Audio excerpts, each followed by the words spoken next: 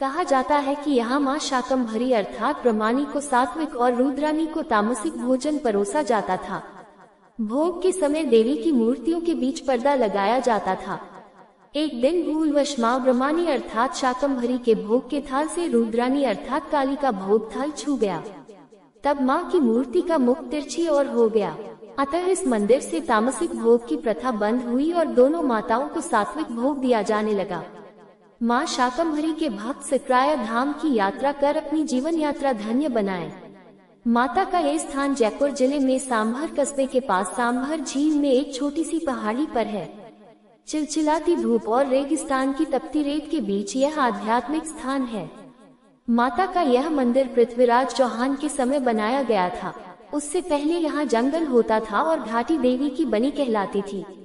राजस्थान की राजधानी जयपुर से करीब 100 किलोमीटर दूर सांभर कस्बे में स्थित मां शाकंभरी मंदिर का निर्माण 7वीं-8वीं शताब्दी में हुआ था।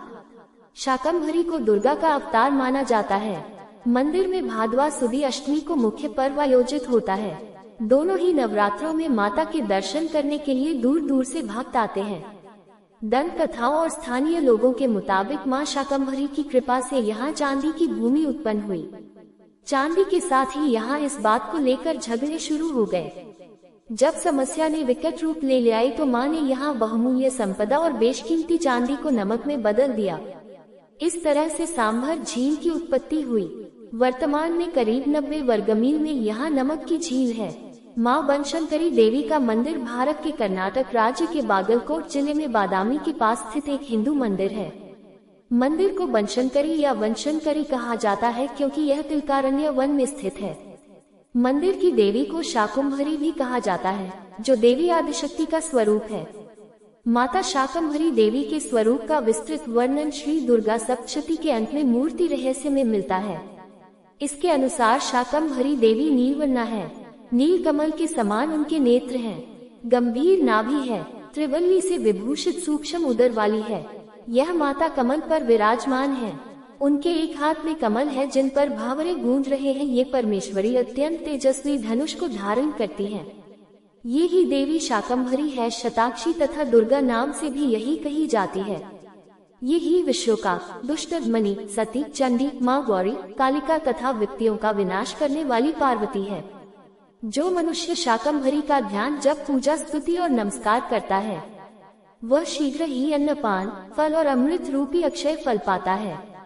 माता शाकंभरी देवी जी के मंदिर में माता शाकंभरी के साथ भीमा देवी, भरामरी देवी और शताक्षी देवी के श्री विग्रह विराजमान है। ये देवियां कौन हैं? इन सभी माताओं का वर्णन दुर्गा सप्तशती की मूर्ति रहस्य और 11वें अध्याय में भी मिलता है। माता शताक्षी देवी स्वयं शाकंभरी देवी ही है। दुर्गमासुर के अत्याचारों से संतप्त जब पृथ्वी पर पानी का अभाव हो गया था, तब अयोनिजा भगवती ने अपने शरीर पर 100 नेत्र प्रकट कर संसार में वृष्टि की। अतः माँ का एक नाम शताक्षी हुआ। माता भीमा देवी का स्वरूप माँ ने उस समय धारण किया जब हिमालय और शिवालिक क्षेत्र में राक्षसों का साम्राज्य हो गया था। वे दानव ऋषि मुनियों की तपस्या में विघ्न डालते थे। अतः माँ जगदम्बा ने भीम भयंकर रूप धारण कर दानवों का संहार किया और भीमा देवी के नाम से जगत में विख्यात हुई। माता भरामरी देवी अरुण नामक राक्षस के अत्याचारों से जब देव पत्नियों का भी सतीत्व खतरे में पड़ गया, तब महादेवी शक्ति ने उसके वरदान के अनुसार भ्रमरों का रूप धारण किया और उसका वध कर दिया।